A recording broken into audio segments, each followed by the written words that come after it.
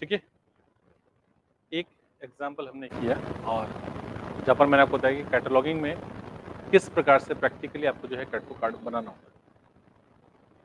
Exam में card बनाना नहीं आएगा, लेकिन आपको इतनी प्रैक्टिस आपकी होनी चाहिए, कौन सी चीज लिखी जाए बहुत अच्छे से पता होना चाहिए, कौन से सिंबल्स हैं, बीच में किन चिन्हों का प्रयोग करना है, क्या चीज फर्स्ट इंडेंट से प्रारंभ होगी, क्या सेकंड इंडेंट से होगी, और उनका ऑर्डर क्या रहेगा, ये आपको बहुत अच्छे से, इसीलिए मैं आपको स्ट्रक्चर बता दूंगा, स्ट्रक्चर आपके दिमाग पर रहेगा। एक तो बनाएंगे आप मेन एंट्री, और मेन एंट्री के बाद क्या बनाएंगे आप, एडेड एंट्रीज बनाएंगे। एग्जाम्पल एक हमने कर लिया, सेकंड एग्जाम्पल आपके सामने, इस एग्जाम्पल को लेकर इस एग्जाम्पल को देखेंगे आप कैसे बना। सेकंड एग्जाम्पल आपके सामने दे रखा है, किताब का शीर्षक देखें आप, ये किताब है आपके सामने और इसको देखें, कई सारी डिटेल्स है, तो यहाँ पर भी आप डिटेल नोट करेंगे एक एक करके। These are the details. किताब है ये, किताब के अंदर क्या शीर्षक लिखा हुआ है, इसके अंदर classified catalogue code with additional rules for dictionary catalogue, ये किताब का शीर्षक क्या लिखा हुआ है, ये आपका it is known as, is it okay. संस्करण की जानकारी दे रखी, कौन सा है संस्करण। जब फोर्थ एडिशन लिखते हैं तो शॉर्ट में लिखेंगे, आपको कैसे लिखते हैं अपन, फोर्थ क्या लिखेंगे आप, ईडी, ठीक है, ऐसे लिखेंगे, काम चल जाएगा। जानकारी टाइटल हो गया आपका, टाइटल के बाद क्या दे रखा है आपका, ये जानकारी दे रखी है। देन इसके बाद आप देखें ऑथर का नाम दे रखा है आपको, ऑथर का नाम क्या दे रखा है आपको, it is S R Ranganathan. तो क्या लिखेंगे आप, पहले क्या लिखेंगे आप,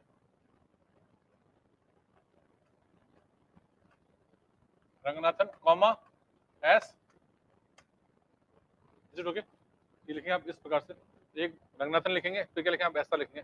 देन डिलीट, ये रंगनाथन की डिग्री है, इसका कोई लेना देना नहीं, मद्रास यूनिवर्सिटी, मद्रास जगह का नाम दे रखा है, लेकिन इसकी कोई महत्व नहीं है। महत्व किसका है आपका, एशिया पब्लिशिंग हाउस, तो ये लिखा आपने, it is Asia publishing house, स्थान, और ये ऑर्डर क्या रहता है, सबसे पहले क्या आता है, पहले क्या आता है, फिर नाम, और फिर तीसरा नंबर पे क्या आएगा, ठीक है।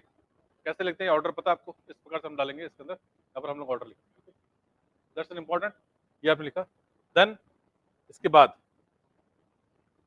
क्या दे रखा आपको, it is what, call number. Call number देखो ऐसे लिखा हुआ, कॉल नंबर पहचान मार रहा है, कॉल नंबर ये क्या है, ये क्लास नंबर, और ये क्या आपका बुक नंबर, ठीक है। एक दे रखा आपको क्लास नंबर और दूसरे का दे रखा आपको बुक नंबर देगा। आमतौर पे क्लास नंबर लिखने के बाद क्या करते हैं हम, दो स्थान रिक्त छोड़ते हैं, फिर क्या लिखते हैं, बुक नंबर। और बुक नंबर लिखने का फॉर्मूला यहाँ पे क्या दे रखा है कि ऑथर के नाम के प्रथम 3 अक्षर, ये रूल क्या है, बुक नंबर क्या लिखा है, ऑथर के नाम के प्रथम 3 अक्षर। तो डीडीसी में नियम है, हम काम में लेते हैं। हालांकि कॉलन का तो नियम अलग है, मैंने आपको बुक नंबर फॉर्मूला बताया, आपको कितने एलिमेंट होते हैं उसके अंदर, तो कैनन पढ़े आपने, कैनन बुक नंबर बताया था, एल एफ वाई एस, भूल गए, 8 तत्व होते हैं, ठीक है ना। खैर कोई दिक्कत नहीं, एग्जाम आपका भाई, आपको देना एग्जाम है ना, बोलेंगे तो भी आप, याद रखेंगे तब भी आप, है ना। डेफिनेटली एग्जाम देकर आना, और जो एग्जाम पेपर दे के आओगे ना, घर पे आके नोट्स ना कहीं और ढूंढने की जरूरत नहीं, नोट्स में से की बन जाएगी आप, ठीक है ना। वो आपके ऊपर है क्या, वो ये अपने दिमाग में लेकर चलते हो या आके मिलानी, ठीक है ना, वो आपके ऊपर।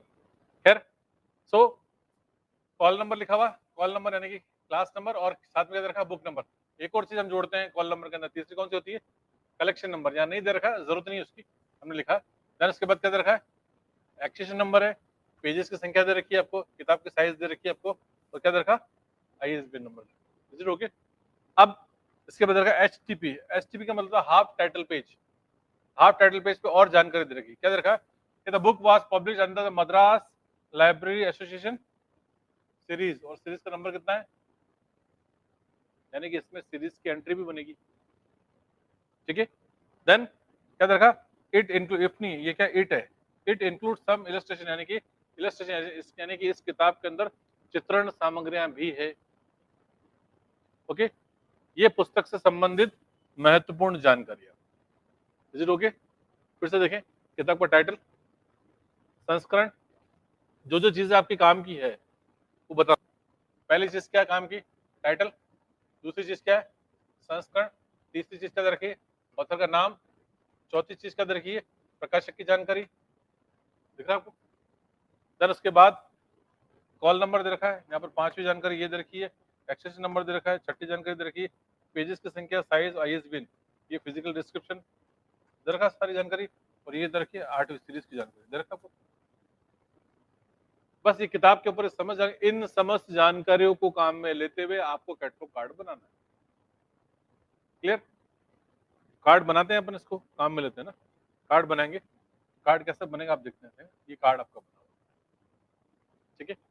कैसे बनाया, जहां बता रहा हूं वहीं आप ध्यान देंगे। सबसे पहले फर्स्ट नंबर पे क्या आता है, ऑथर का नाम आ गया, चालू कहां से हुआ, फर्स्ट इंडेंट से। कैसे लिखेंगे, रंगनाथन कॉमा S.R. ओके, कोई कंफ्यूजन तो नहीं। सवाल ये बनता है कि किसी भी ऑथर का नाम दे देंगे आपसे, और आपसे कहा जाएगा कि AACR Anglo American cataloguing rules के अनुसार इस ऑथर के हेडिंग किस नाम से या किस प्रकार से बनाओगे। 4-5 तरीके से घुमा के दे देंगे, आपको पहचानना है।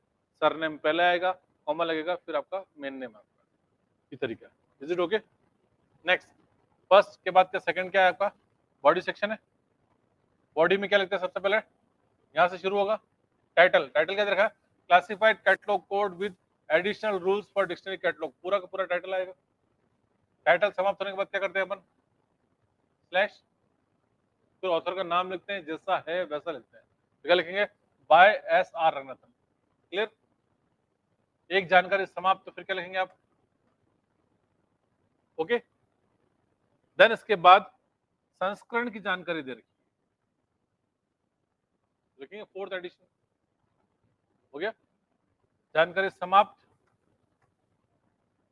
प्रकाशक का स्थान, कॉलन, प्रकाशक का नाम, कॉमा, प्रकाशन वर्ष, डॉट। कोई कंफ्यूजन है इसमें? क्लियर? ये एक एग्जांपल दिमाग में याद कर लेना, ताकि एग्जाम में लिखोगे ना पता लगेगा, हाँ कहाँ कॉमा लग रहा है, कहाँ कॉलन लग रहा है, समझ गए आप। इस एग्जांपल को 2-3 बार हाथ से लिखना, अपने आप याद हो जाएगा, बार बार बनाने की जरूरत नहीं। एक आप एज्यूम करके करोगे, भाई मैंने बना लिया, ठीक है, हो गया। ये सेकंड जानकारी हो गई। ये क्या, बॉडी सेक्शन हो गया। बॉडी सेक्शन के बाद क्या आएगा, तीसरा फिजिकल डिस्क्रिप्शन, नंबर 3 पे, प्री पेजेस, कॉमा, मुख्य पृष्ठ, मुख्य पृष्ठ में P डॉट करके कॉमा लगाते हैं, हो गया। कोई अन्य जानकारी तो लिखा हुआ इलस्ट्रेशन, इलस्ट्रेशन यानी कि लिखा ILL, यानी कि चित्रण सामग्री है। ये जानकारी समाप्त होगी तो पुस्तक का साइज, और पुस्तक का साइज समाप्त होने के बाद क्या करते हैं हम, सीरीज है तो फिजिकल डिस्क्रिप्शन के साथ ही चालू हो जाए। सीरीज की जानकारी कैसे रखते हैं, सीरीज का नाम और सीरीज का अंक। तो सीरीज का नाम मद्रास लाइब्रेरी एसोसिएशन, ये सीरीज है। और क्या लगेगा यहाँ पर, सेमीकोलन लगेगा, सीरीज का अंक कितना है, 20 bracket come. Is it okay? Series की जानकारी हमेशा छोटे कोष्टक में भौतिक विवरण समाप्त होते ही तुरंत प्रारंभ करें। भौतिक विवरण समाप्त हुआ और आपने इसको तुरंत प्रारंभ कर दिया। नेक्स्ट, इसके बाद क्या आएगा, ISBN नंबर, जैसा दे रखा है वैसा एज इट इज कॉपी करना है, हो गया। तो सीरीज के अंदर वो जानकारी सारी आपने लिख दी। नोट के अंदर जो जानकारी थी वो भी सीरीज में आ गई, तो नोट की जरूरत है नहीं, यहाँ पर अलग से लिखने की जरूरत। काम कंप्लीट हो गया। ISBN लेंगे, ISBN के बाद अब क्या करना है, टेस्टिंग। अभी जो किताब है आपकी, मैंने आपको बताया कि यह किताब के अंदर एडेड एंट्री बनेगी, बनेगी ना। ये आपने क्या लिख दिया, यहाँ पर कॉल नंबर कितनी लाइन में लिखा आपने, 2 लाइन में लिखा, यहाँ पर 3 लाइनों की जगह है। ये सेकंड में लिखा और थर्ड में लिखा, क्योंकि क्लास नंबर है और बुक नंबर है, कलेक्शन नंबर नहीं है। कलेक्शन नंबर होता तो हम तीनों लिखते, तो नीचे है तो दो ही लिखे नीचे।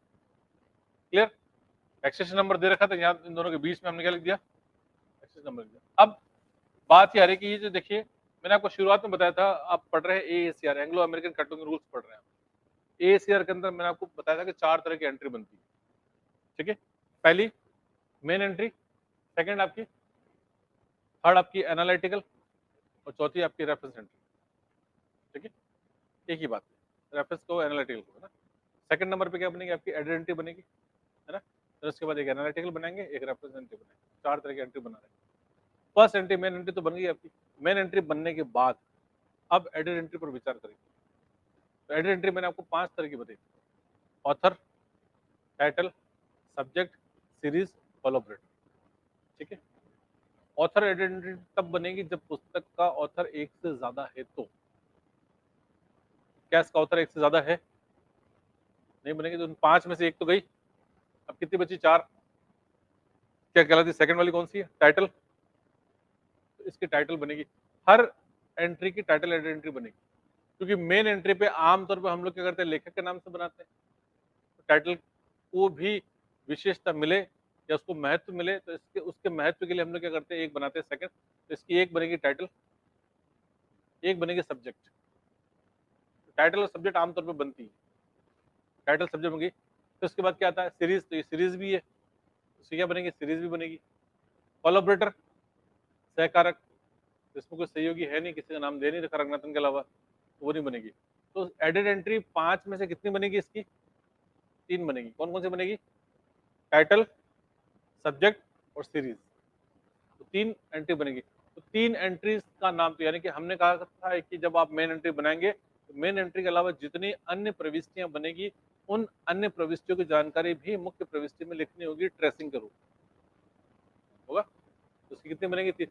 अब जब आप बनाते हैं, सब्जेक्ट बनाते हैं, टाइटल बनाते हैं, सीरीज बनाते हैं, जब सब्जेक्ट एंट्री बनती है तो सब्जेक्ट एंट्री का हेडिंग कैपिटल लिखा जाता है। सब्जेक्ट एंट्री का हेडिंग क्या करते हैं आप? कैपिटल लिखते हैं। बाकी टाइटल बनाएंगे, सीरीज बनाएंगे, वो स्मॉल ही लिखते हैं, जैसा है वैसा लिखते हैं। हम 3 एंट्री बनाएंगे, तो 3 एंट्री की जानकारी हमने निकाली थी, ट्रेसिंग के रूप में लिखी थी। ट्रेसिंग लिखा हुआ यहाँ पर 1, 2 और 3 लिखा हुआ, 3 दे रखा ना, 1, 2, 3।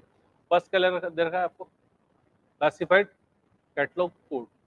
सब्जेक्ट कैपिटल में लिखा हुआ, देन क्या बनेगा? सीरीज और टाइटल।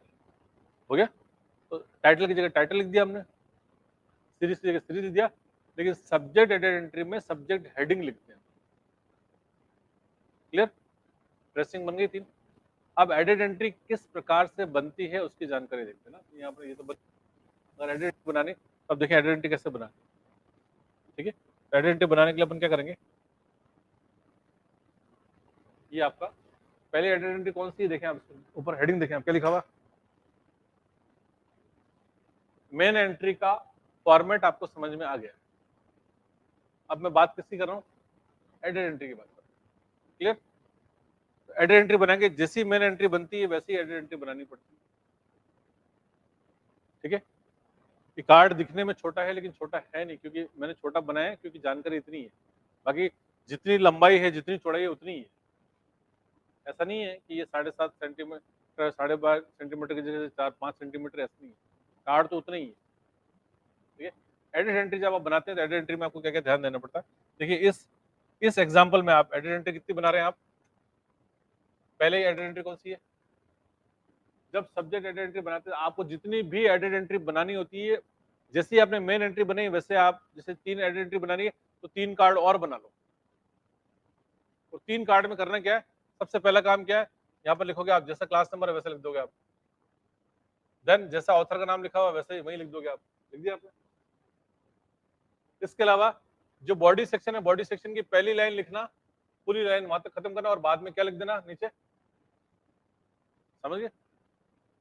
बॉडी सेक्शन की पहली लाइन लिखनी है और बाकी क्या लिखना? Rest as in main entry, यानी कि वापस सारी की सारी जानकारी वापस लिखने की जरूरत नहीं, लिख देना rest as in main entry, जैसे जैसा मुख्य प्रविष्टि में लिखा हुआ वही की वही। बस खाली ये लाइन इसलिए लिखते हैं कि ताकि मेन एंट्री से मैच हो जाए। समझ गए आप? Clear? Body section, physical description और बाकी वो सब चीजें जो मुख्य प्रविष्टि में लिखा हुआ है, उसको वापस से एडेड एंट्री में लिखने की आवश्यकता नहीं। क्लियर? ये आप क्या बना रहे हो? आप बना रहे हैं एडेड एंट्री। एडेड एंट्री के अंदर 3 बातें ध्यान रखनी है। पहली बात क्या है?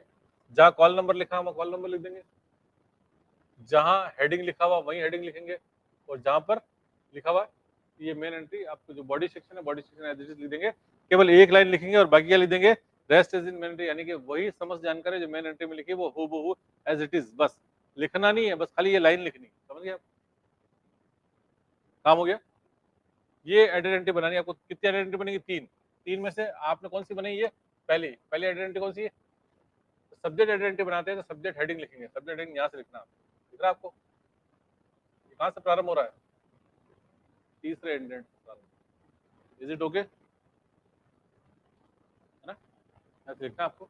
आमतौर पे ये करते हैं कि अगर आपको नहीं भी करना है तो ये जगह दे रखी है, वैसे तो क्या करते हैं आप इसको यहाँ से प्रारंभ कर सकते हैं, लेकिन कंटिन्यू कहाँ से कर सकते हैं आप, थर्ड से कर सकते हैं, अगर ये बड़ा है मान लीजिए, है ना, यहाँ से प्रारंभ में यहीं से करना है, लेकिन कंटिन्यू कहाँ से करेंगे आप इसको, थर्ड से, जैसे इसको प्रारंभ किससे करा आपने, सेकंड से, कंटिन्यू कहाँ से कर रहे थे, फर्स्ट से, इसको प्रारंभ कहाँ से करा आपने, फर्स्ट से करा, इसको प्रारंभ किससे करना है, इसको प्रारंभ तो किससे करना है, सेकंड से करना है, कंटिन्यू किससे करना है आपको, यानी अगर ये बड़ा होता है ना, यहाँ गैप नहीं है, सॉरी है ना, ये गैप नहीं है, ये तो आप यहीं से लिखेंगे, लेकिन इसको कंटिन्यू किससे करोगे आप, अगर ये बड़ा होगा तो, अभी नेक्स्ट एग्जांपल में आएगा, अगर बड़ा होगा तो कंटिन्यू किससे करोगे आप, इसको थर्ड से करोगे, समझ रहे डिफरेंस।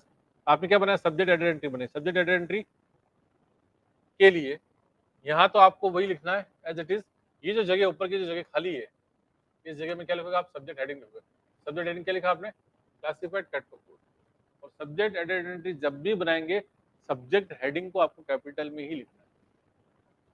ये सब्जेक्ट हेडिंग कहाँ से लेकर आओगे, आपके पास दो पद्धतियां हैं, कौन कौन सी है, पहला आपका CS list of subject heading और library of Congress subject heading, ये दो पद्धतियां हैं, दोनों में से किसी एक से सब्जेक्ट हेडिंग लेकर आओगे, कैसे लेकर आएंगे उसके बारे में हम लोग बात करेंगे, फिलहाल क्या आपको यहाँ से इस प्रकार से,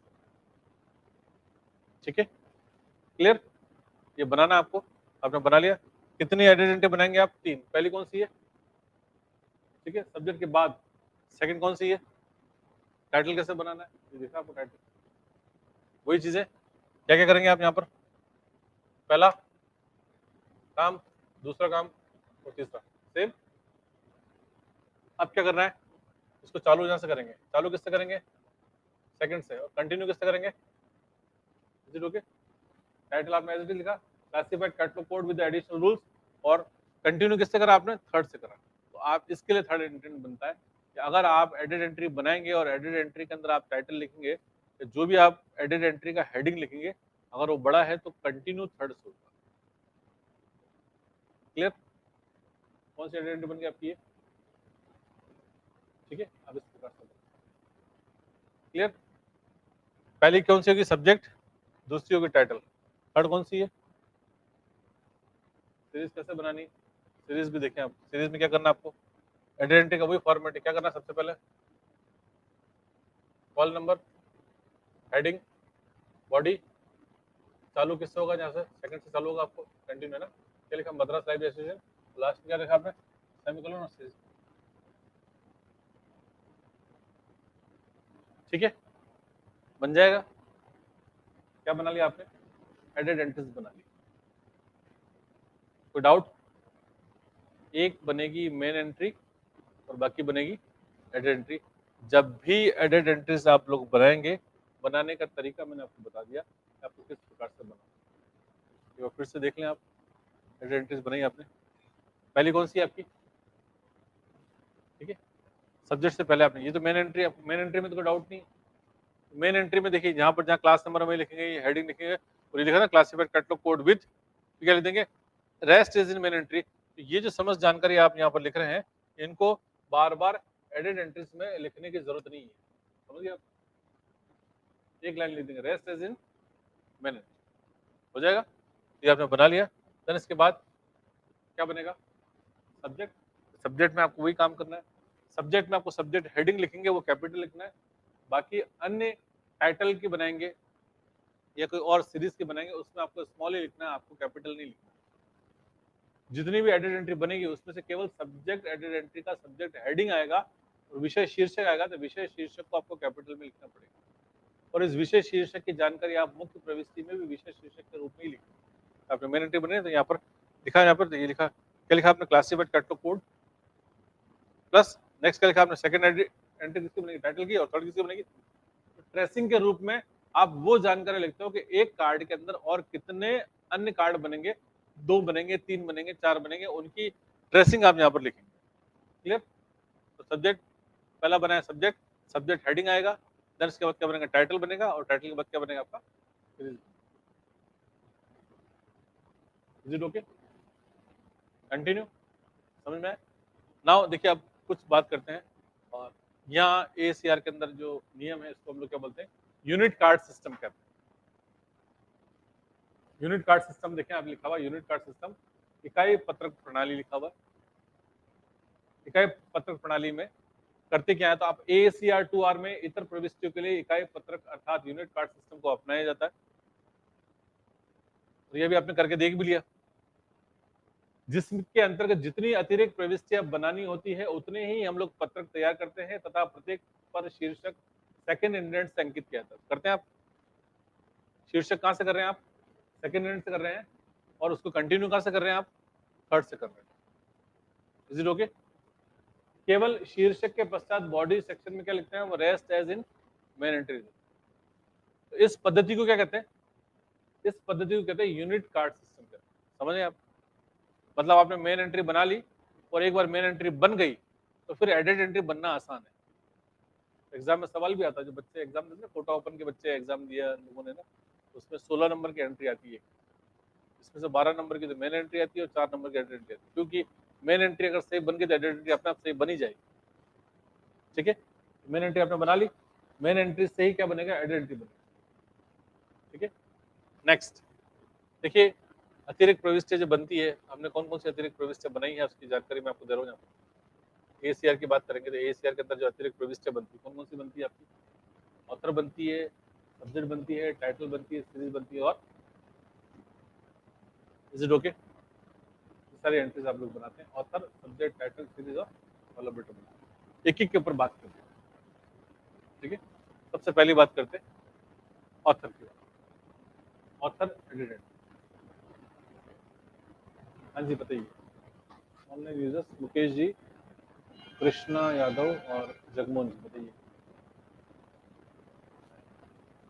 क्या सुना आपको, बताइए प्लीज।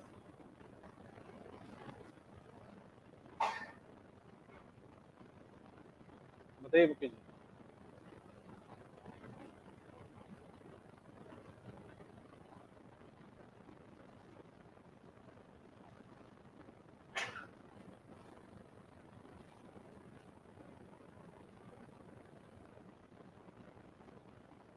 देखिए 5 तरह की एंट्रीज है, जिसके अंदर सबसे पहली मैंने आपको बताया author entry.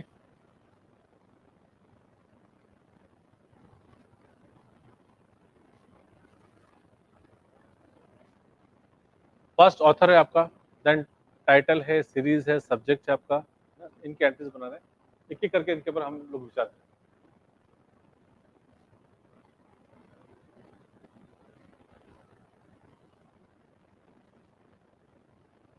Author added entry, देखिए ऑथर एडेड एंट्री पे विचार करेंगे, और ऑथर एडेड एंट्री पे जब हम विचार करेंगे, लिखा हुआ है यहाँ पर, यह प्रविष्टि तब बनाने की आवश्यकता होती है जब एक से अधिक लेखकों द्वारा पुस्तक की रचना की हुई। ठीक है, अगर एक ही लेखक है तो झगड़ा है ही नहीं, तो उसकी उसकी एंट्री हमने कहाँ कर दी, हमने हमने मेन उसके अंदर लिख दिया। ठीक है, हाँ जी, तो आपने बोला था कि मुकेश जी क्वेश्चन क्वेश्चन तो कराएंगे एग्जाम करने की, बिल्कुल मैंने आपसे ये भी कहा था, अगर आपने मेरी बात को ध्यान से सुना हो, तो मैंने आपसे कहा था कि क्वेश्चन जो है आपको एग्जाम से 20 दिन पहले उपलब्ध कराऊंगा, 20 तारीख तक आपको जो है आपको क्वेश्चन मिल जाएंगे, क्वेश्चन सीरीज तैयार हो रही है, आपको मिल जाएगी। इसके अलावा बताइए और कुछ, आप जो मैंने कहा था वो आपको मिल जाएगा, और कुछ।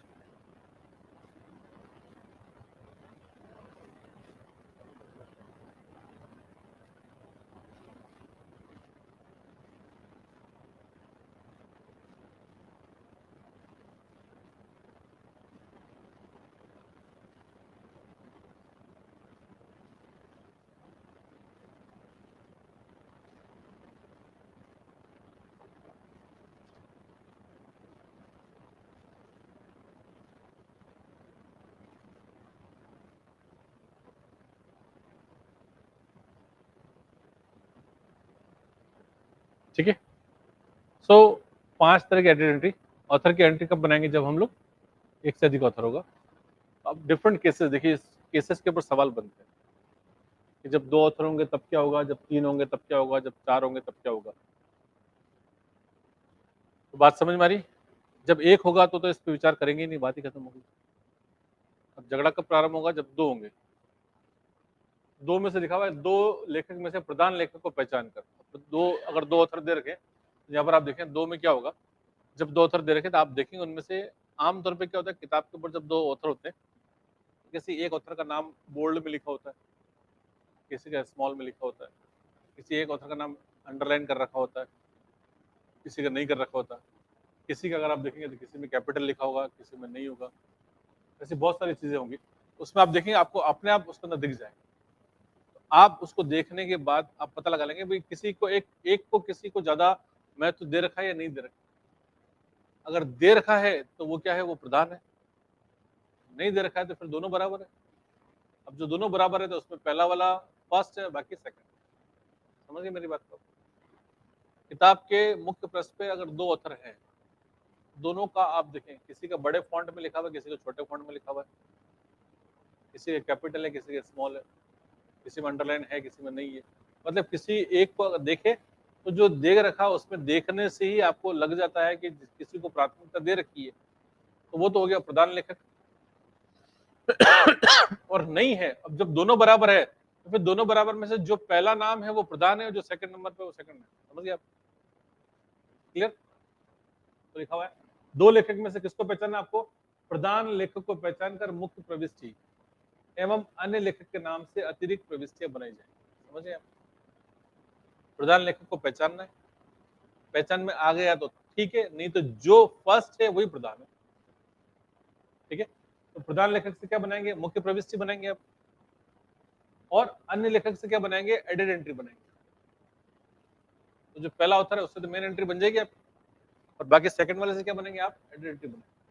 लिखा हुआ नेक्स्ट क्या लिखा हुआ? यदि संकेत न मिले तो प्रथम लेखक को प्रधान मानकर अन्य लेखक के लिए अतिरिक्त प्रविष्टि बनी जाएगी। नियम क्लियर है? एक ऑथर है तब क्या होगा? इस एंट्री पर विचार नहीं करेंगे।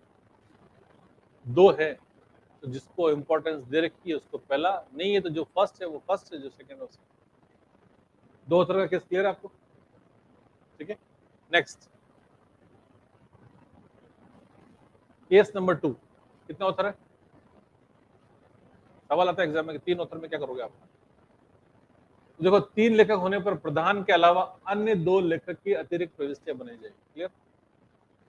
तो जो मेन है, जो फर्स्ट है उससे तो क्या बनेंगे? मेन एंट्री, और बाकी सेकंड वाले और थर्ड वाले की 2 एडेड एंट्री बनेंगे। पार्ट ज्यादा बनेंगे, सेकंड वाले की भी एक एडेड एंट्री बनाएंगे और थर्ड वाले की भी एडेड एंट्री बनाएंगे। 3 ऑथर में ये काम होगा। 3 से अधिक होने पर, अब लेखक 3 से ज्यादा है, 4 है, 5 है, 10 है, जो भी है, मतलब कुल मिला के 3 से ज्यादा है। तो 3 से ज्यादा है लिखा, 3 से अधिक होने पर क्या करेंगे? पहले वाले के नाम के साथ क्या लगेंगे? ET and L. ET L का मतलब होता है अन्य, ब्रैकेट में क्या लिखते हैं? ईटी डॉट एल, ये लिखने का तरीका है। ईटी एल मतलब प्रथम लेखक के साथ क्या लिखेंगे? ईटी डॉट एल लिखेंगे, या प्रधान लेखक के साथ क्या लिखेंगे? ईटी डॉट एल लिखेंगे। और ऐसा करके हम लोग क्या करेंगे? ऐसा अन्य लेखक के लिए प्रयोग किया जाएगा, और ऐसी स्थिति में मुख्य प्रविष्टि किसमें बनी जाएगी? अब मेन एंट्री 3 से अधिक ऑथर होने पर मेन एंट्री टाइटल में बनेगी। मेन एंट्री में आप टाइटल बनाएंगे, जहां आप नेम ऑफ ऑथर लिख रहे थे वहां पुस्तक का शीर्षक लिखेंगे। समझ रहे बात को? क्लियर है? 1 है तो बनेगी ही नहीं, 2 है तो जो पहला फर्स्ट सेकंड से सेकंड, 3 है तब भी पहला सेकंड थर्ड, 3 से ज्यादा है तो अब ऑथर का महत्व नहीं है, खत्म हो गया। अब किताब की जो सबसे ज्यादा जिम्मेदारी है वो किसके ऊपर है? टाइटल के ऊपर। तो आप क्या बनाओगे? टाइटल में हेडिंग बनाओगे आप। मेन एंट्री भी किसमें बनेगी? टाइटल में बनेगी। और लेखक के लिए क्या करोगे आप? पहले ऑथर के साथ et.al लिखकर आप क्या करेंगे? उसको बात खत्म करेंगे। ठीक है, क्लियर? तो ऐसी सूरत में क्या बनेगा? टाइटल एडेड एंट्री नहीं बनेगी। समझ गए आप? क्योंकि टाइटल किस में चला गया?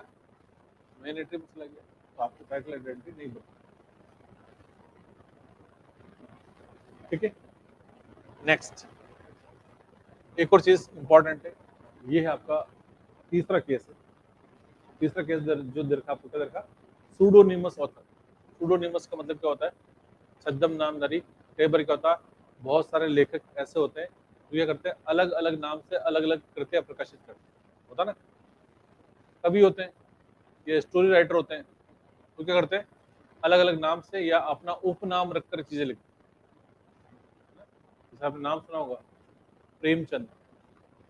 प्रेमचंद का असली नाम क्या है, मुंशी प्रेमचंद असली नाम नहीं है। असली नाम क्या है, धनपत राय, है ना। लेखक का असली नाम क्या है, धनपत राय, लेकिन वो साहित्य किस नाम से लिखते हैं, मुंशी प्रेमचंद नाम से लिखते हैं। प्रेमचंद नाम से साहित्य लिखते हैं, उनका असली नाम है ही नहीं। लेखक का असली नाम क्या है, धनपत राय। लाइब्रेरी में ये व्यवस्था की जाती है कि जब आप प्रेमचंद नाम से साहित्य पढ़ोगे तो आपको अच्छा लगेगा। अब पाठक और आया, वो भी प्रेमचंद नाम से 4-5 किताबें उसने पढ़ ली। कुछ किताबें तो किससे प्रकाशित है, धनपत राय नाम से प्रकाशित है, और कुछ किताबें किस नाम से प्रकाशित है, प्रेमचंद नाम से। हम लाइब्रेरियन है, हमारा काम ये है कि पाठक आया हमारे पास पढ़ने, हम चाहते हैं कि वो अगर प्रेमचंद पढ़ रहा हो तो धनपत राय भी पढ़े, वो और वो धनपत राय पढ़ रहा हो तो वो प्रेमचंद भी पढ़े। समझे बात को?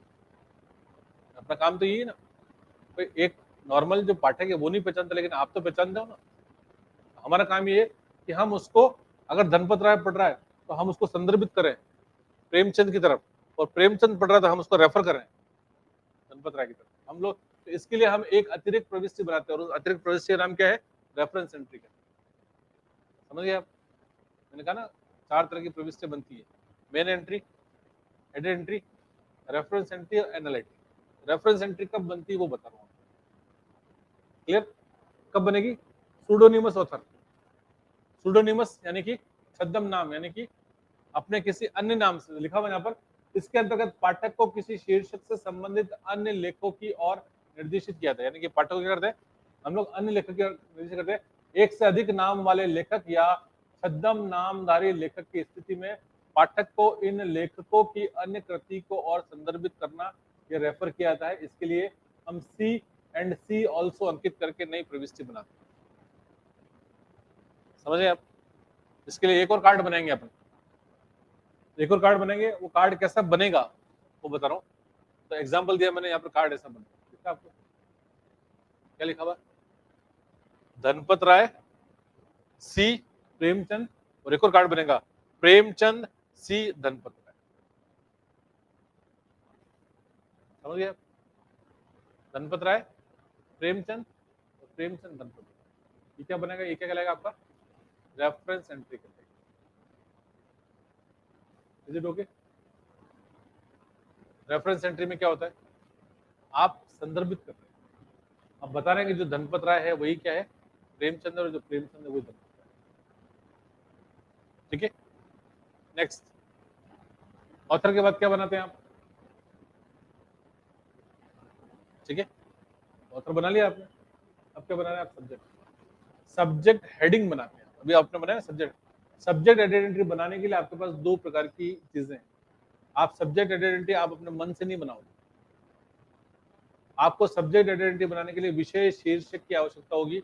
और विषय शीर्षक अगर आप AACR एंग्लो अमेरिकन कैटलॉगिंग पद्धति काम में ले रहे हैं तो आपको दोनों में से किसी है, कौन सी है, या तो CS list of subject heading, या आपको library of Congress subject heading का सहारा लेते हुए आपको उसके अंदर जाकर सब्जेक्ट हेडिंग ढूंढना पड़ेगा। और उस सब्जेक्ट हेडिंग को ढूंढने के पश्चात ही आप जो है सब्जेक्ट आइडेंटिटी का निर्माण करेंगे। क्लियर? हर विषय से संबंधित विषय शीर्षकों की सूची जो है इन किताबों के अंदर दे रखी है। अगर पुस्तकालय का आकार छोटा है तो हम शेयर्स लिस्ट काम में लेंगे, और अगर पुस्तकालय का आकार बड़ा है तो हम library of Congress subject heading काम में। मैंने जब इंडेक्सिंग पढ़ा तब आपको मैंने इन दोनों के बारे में बताया, नेक्स्ट क्लास में और पढ़ेंगे इसके बारे में। तो CS list of subject heading या library of Congress subject heading, ये 2 प्रकार की व्यवस्था है। आपको इनमें जाकर ही आपको सब्जेक्ट हेडिंग ढूंढना पड़ेगा, और जो सब्जेक्ट हेडिंग मिल जाएगा उसी शीर्षक को एज इट इज आपको सब्जेक्ट हेडिंग के रूप में काम में लेना है। क्या लिखा हुआ, विषय शीर्षकों के आधार पर सब्जेक्ट एडेड एंट्री का निर्माण किया जाता है, जिसमें विषय निर्धारण के लिए हम निम्न में से किसी एक विधि का प्रयोग करेंगे। अगर आप क्या काम में ले रहे हैं, अगर आप स्कीम काम में ले रहे हैं AACR, हमने 2 प्रकार की स्कीम है ना, एक कौन सी है आपकी AACR और दूसरी कौन सी है आपकी CCC।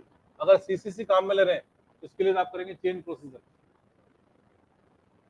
समझे क्या करेंगे, इसके लिए आप चेन प्रोसीजर से आप सब्जेक्ट हेडिंग बनाएंगे। लेकिन अभी यहाँ पर काम में, अभी आप क्या काम में ले रहे हैं AACR, AACR के लिए या तो आप क्या काम में लेंगे CS लिस्ट, या फिर क्या काम में लेंगे आप लाइब्रेरी ऑफ कांग्रेस, समझिए आप सब्जेक्ट हेडिंग बनाने के लिए या सब्जेक्ट एडेड एंट्री बनाने के लिए आपको इनकी सहायता लेनी पड़ेगी। आप अपने मन से विषय शीर्षक का निर्धारण नहीं करते, क्लियर। जब भी आप सब्जेक्ट एडेड एंट्री बनाएंगे उसके लिए आप सब्जेक्ट हेडिंग को कैपिटल रूप में लिखेंगे, ये नियम है। छोटी छोटी बातें मैं आपको बता रहा हूँ, तो दैट्स एन इम्पोर्टेंट। आपने बनाया भी है, आपने किया भी है ना, सब्जेक्ट एडेड एंट्री बनी है तो बनाया ना। इसमें सब्जेक्ट हेडिंग क्या लिखा हुआ है, क्लासिफाइड कैटलॉग कोड।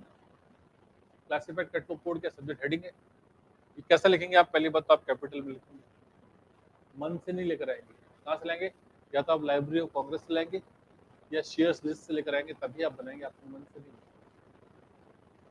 ठीक है, नेक्स्ट क्या बनेगा, टाइटल एडेड एंट्री। 5 तरह की एडेड एंट्री बनती है। पहली ऑथर, ऑथर की मैंने सारी आपको पॉसिबिलिटीज बता दी। ऑथर के बाद क्या बनेगा, सब्जेक्ट, सब्जेक्ट बनाने के लिए सब्जेक्ट हेडिंग लिस्ट की आवश्यकता होगी। अब बात किसकी कर रहे हैं, टाइटल। टाइटल में कुछ भी नहीं करना है, टाइटल को डायरेक्ट जैसा टाइटल लिखा वैसा बना देंगे। केवल एक ही सूरत ऐसी है, एक ही परिस्थिति ऐसी है जब टाइटल एडेड एंट्री नहीं बनेगी, बाकी टाइटल एडेड एंट्री हर एंट्री में बनेगी। कब नहीं बनेगी बताओ, जब ऑथर की संख्या क्या होगी 3 से ज्यादा होगी, तो मेन हेडिंग ही किसमें बनेगी, तो फिर आप टाइटल एडेड एंट्री नहीं बनाओगे। समझिए बात क्या लिखा हुआ, यह प्रविष्टि लगभग सभी मुख्य प्रविष्टियों के साथ बनाई जाती है, क्योंकि आमतौर पर मुख्य प्रविष्टि लेखक के नाम से ही बनाई जाती है आमतौर पर, इसलिए शीर्षक की पहचान के लिए यह प्रविष्टि बनाई जाती है। ठीक है, शीर्षक की पहचान के लिए क्या बनाएंगे हम, ये प्रविष्टि बनाएंगे। तब इज इट ओके, आपने बनाया टाइटल, कैसे बनाया ये आपको समझ। ठीक है, लेकिन कभी कभी ऐसा होगा कि शीर्षक ही किसमें बन रहा है, आपको शीर्षक तो मतलब ये टाइटल कहाँ आ गया, टाइटल यहाँ की जगह यहाँ आ गया, फिर आपको टाइटल एडेड नहीं बनानी। ऑथर कब, जब ऑथर 3 से ज्यादा होंगे तब ऐसे। ठीक है, नेक्स्ट क्या लिखा हुआ, सीरीज, सीरीज आइडेंटिटी बनी है, टाइटल की बात कर रहे हैं, सीरीज बने। देखिए यह प्रविष्टि तब बनी जाती है जब पुस्तक किसी ग्रंथमाला का अंग होती है, ऐसी परिस्थिति में हम सीरीज एडेड एंट्री का निर्माण, क्लियर। ऐसी परिस्थिति में क्या करेंगे, हम सीरीज एडेड एंट्री बनाएंगे, यानी कि आपको सीरीज बनानी है। तो ये सीरीज जब ग्रंथमाला का अंक है, अगर दे रखा है तो आप देख सकते हैं ये ग्रंथ दे रखा है आपको, तो आपने बना दिया। क्या दे रखा आपको, सीरीज है तो सीरीज के एंट्री। ठीक है, फिर इसके बाद क्या बनती है, सीरीज के वक्त बनेगी कोलैबोरेटर। कोलैबोरेटर होगा तो बनाएंगे, नहीं होगा तो कोलैबोरेटर का मतलब क्या होता है, ओके। देख सकते हैं सीरीज, सीरीज बनाएंगे, सीरीज के बाद क्या बनेगा, पर कोलैबोरेटर, कोलैबोरेटर लिखा हुआ है यहाँ पर। कोलैबोरेटर के मैंने बताया किसी पुस्तक के निर्माण में जब लेखक के अलावा या तो ट्रांसलेटर हो, इलस्ट्रेटर हो, एडिटर हो, कमेंटेटर हो का भी योगदान होता है, तो यह अतिरिक्त प्रविष्टि सहकारक के नाम से बनाई जाती है।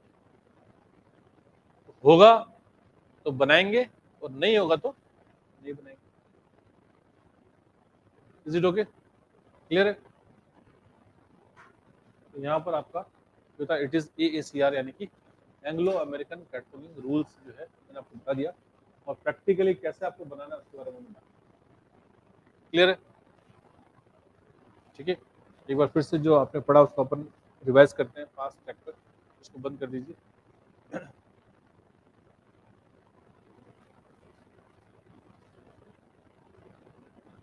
दो विधियां हैं, एक का नाम है क्लासिफिकेशन, एक का नाम है कैटलॉग। क्लासिफिकेशन से आप प्रत्येक पुस्तक को आप एक कॉल नंबर प्रदान करेंगे। क्लासिफिकेशन आपकी इच्छा है, आप DDC से करें, आप CC से करें, UDC से करें, जो भी पद्धति आपके पास अवेलेबल है, जिससे आपकी लाइब्रेरी में पहले से क्लासिफिकेशन हो रखा है, आपको नया क्लासिफिकेशन जो करना नहीं था उसी पद्धति को आप कंटिन्यू करते हैं। आपकी लाइब्रेरी मैनेजमेंट कमेटी डिसाइड करती है कि आपको कौन सी क्लासिफिकेशन पद्धति काम में लेनी है। जब आप क्लासिफिकेशन पद्धति काम में ले रहे हैं तो आप देखें कि वो पद्धति आपकी उपयोगी होनी चाहिए, सरल होनी चाहिए। उपयोगी तब होगी जब वो लेटेस्ट होगी। सरल होगी, सरल यानी जिससे आप इजीली आप खुद क्लासिफिकेशन कर सकते हैं। आपको अगर कठिनाई आती है तो आप पद्धति चेंज कर सकते हैं। ठीक है, आमतौर पे डीडीसी का प्रयोग किया जाता है। डीडीसी लेटेस्ट भी है, समय के साथ अपडेटेड भी है। हम आमतौर पे डीडीसी का प्रयोग करते हैं, that is known as David decimal classification.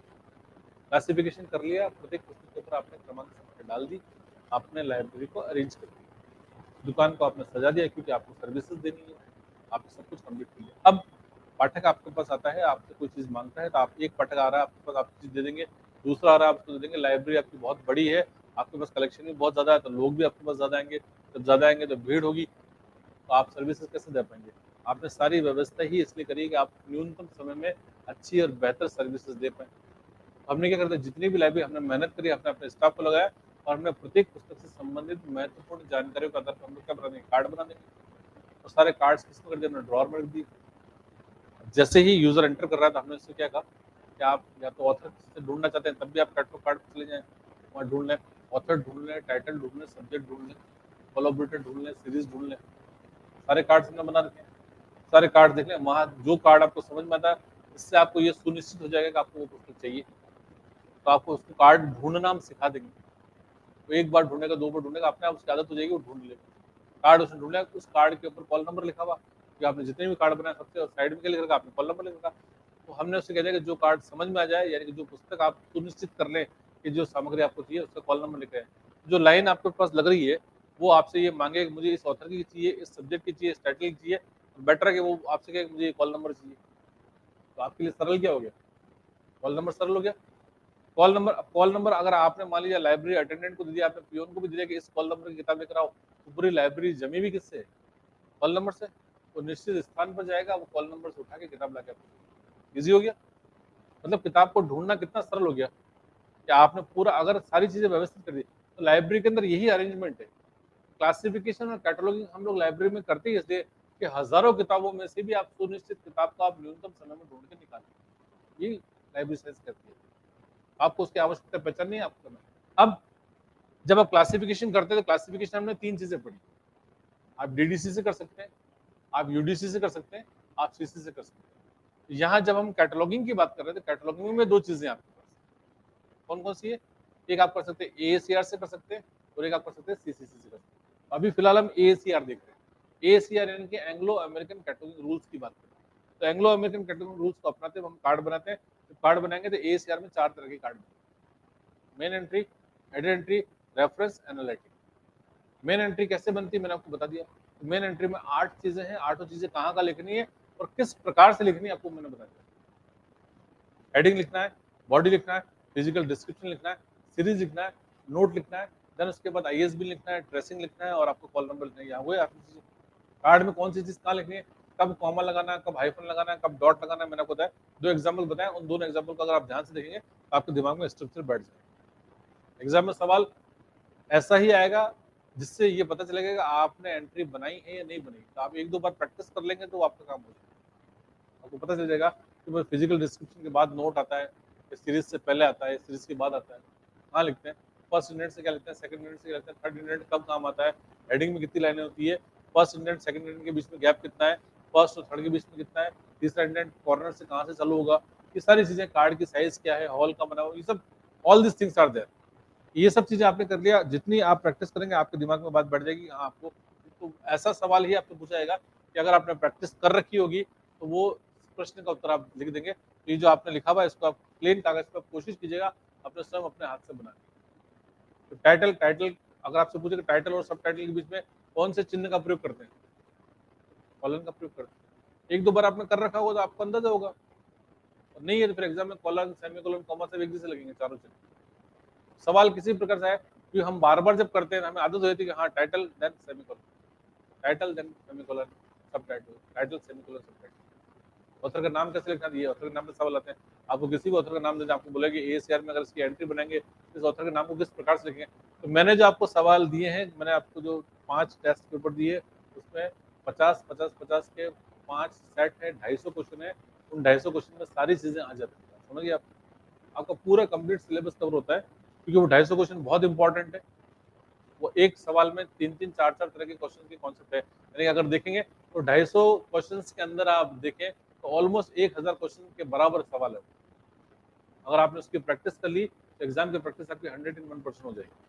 इसके अलावा भी मैं तो 400-500 क्वेश्चन आपके और बना रहा हूँ, तो आपको 20-21 तारीख तक आपको लास्ट में आपको मिल जाएंगे, इस वीक के एंड में आपको क्वेश्चन मिल जाएंगे, क्वेश्चन की पीडीएफ कंप्लीट करके दे रहा हूँ।